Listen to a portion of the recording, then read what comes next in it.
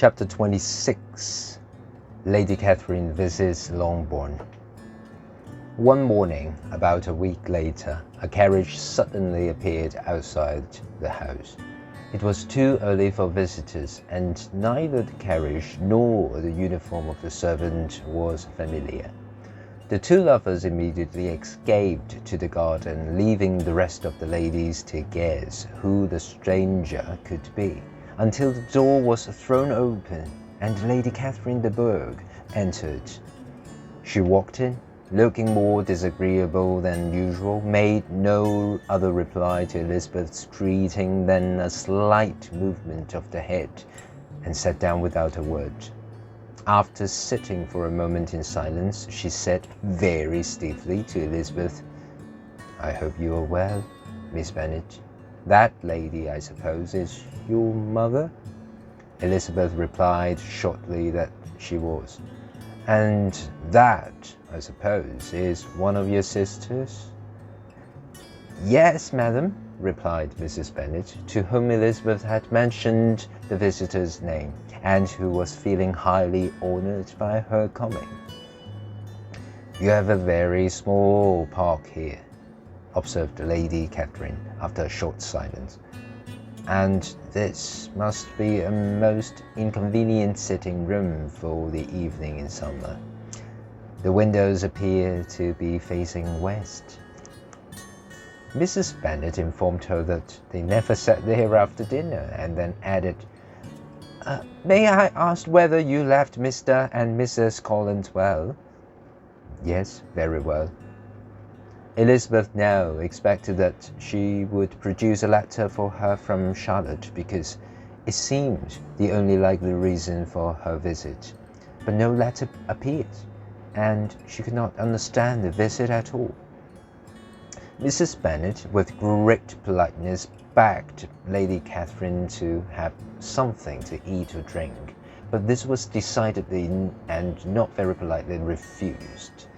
Then, rising, Lady Catherine said to Elizabeth, "Miss Bennet, I should be glad to take a walk in your garden if you will give me your company." Elizabeth obeyed. As they passed through the hall, Lady Catherine opened the doors of the other rooms and announced that they were a reasonably good size. They walked in silence towards the little wood. Elizabeth was determined to make no effort at conversation with a woman who was now more than usually rude and disagreeable. As soon as they entered the wood, Lady Catherine began in the following manner. "You can have no difficulty, Miss Bennet, in understanding the reason of my visit. Your own heart, your own conscience must tell you why I have come." Elizabeth looked at her in astonishment. "Miss Bennet," she continued in an angry voice, "you ought to know that I will not be treated without proper regard for my position. A report of a most upsetting nature reached me 2 days ago. I was told that you, Miss Elizabeth Bennet, would in all probability be soon united to my nephew, my own nephew. Though I know that it must be a shameful lie, I immediately decided to come here so that I could make my feelings known to you."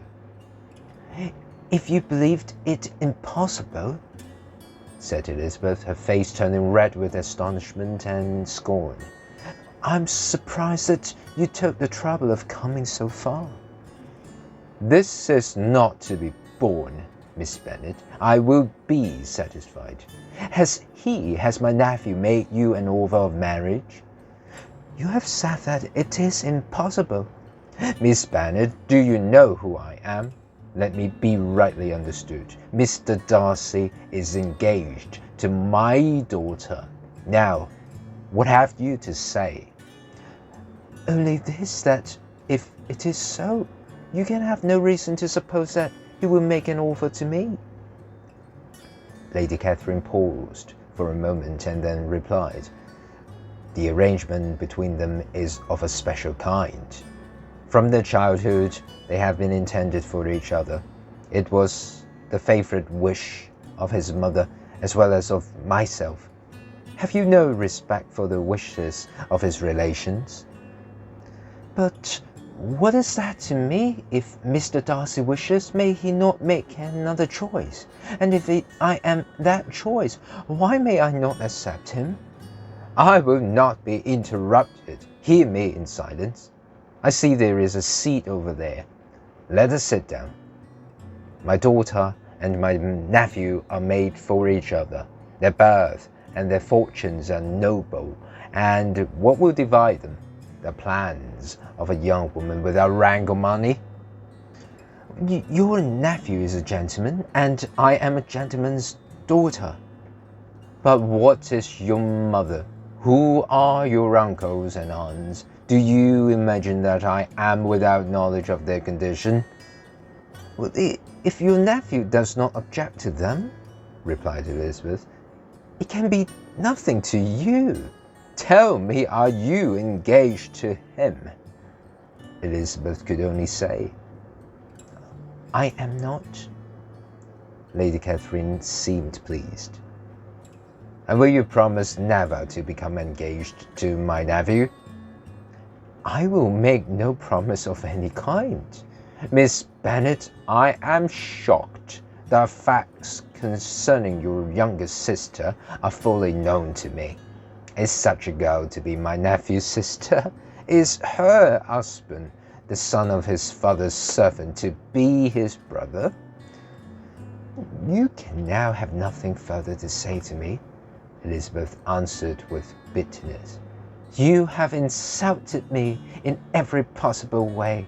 I must beg to return to the house. She rose as she spoke. Lady Catherine also rose, highly angered.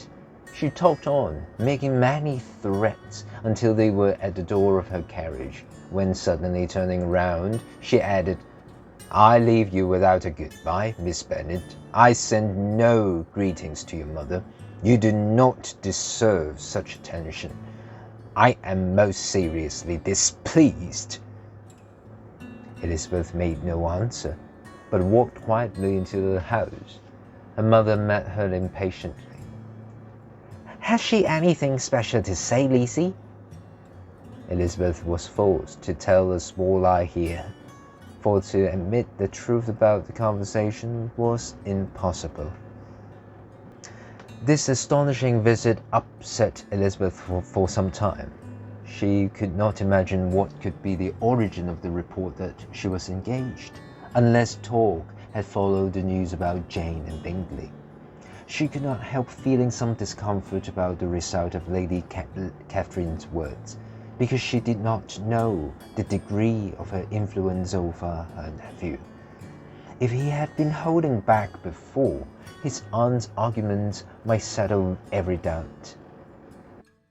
If, therefore, an excuse for not returning should come to his friend within a few days, she thought, I shall lose all hope in the strength of his love.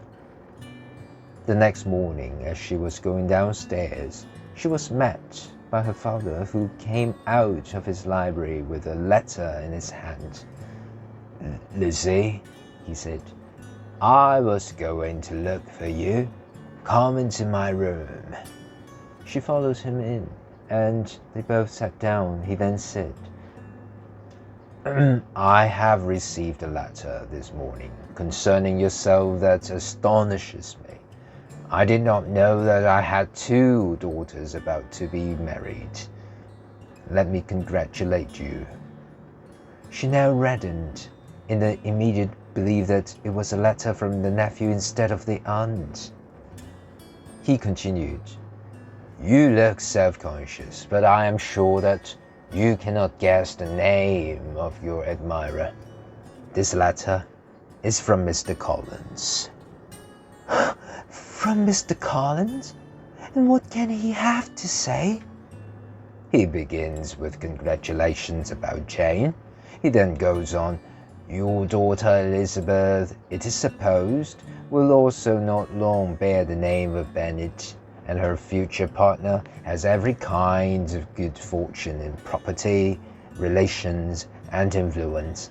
Yet in spite of all these, let me warn my cousin Elizabeth and yourself of the risks that she runs in accepting this gentleman's proposals. Have you any idea, Lizzie, who this gentleman is? But now it comes out. His aunt, Lady Catherine de Bourgh, does not look on the relationship with a friendly eye. Mr. Darcy, you see, is the man. Now, Lizzie, I think that I have surprised you. Could he have chosen a more unlikely man? Mr. Darcy, who probably never looked at you in his life. Elizabeth tried to join in her father's amusement, but could only force one unwilling smile. His joking had never been so little pleasing to her. Are you not amused? Oh yes, please read on.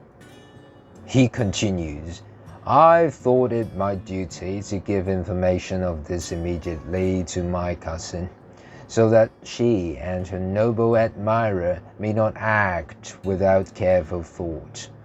After that he adds, I am truly happy that my cousin Lydia's sad business has been so well hidden. But I must not neglect the duties of my position, and must state my astonishment on hearing that you received the young pair into your house. You ought certainly to forgive them, but never to admit them to your sight or allow their names to be mentioned. That is his idea of forgiveness. But Lizzie, you look as if you did not enjoy it. You are not going to pretend to be insulted, I hope, by stupid talk.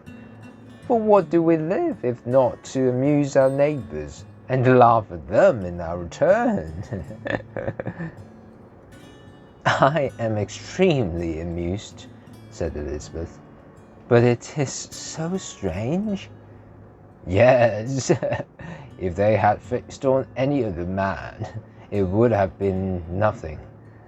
But his complete lack of interest in you and your sharp dislike of him make it so particularly entertaining.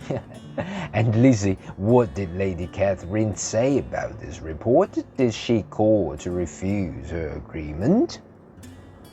To this question his daughter replied only with a laugh, and as it had been asked without the least suspicion, she was not put into an awkward position by his repeating it.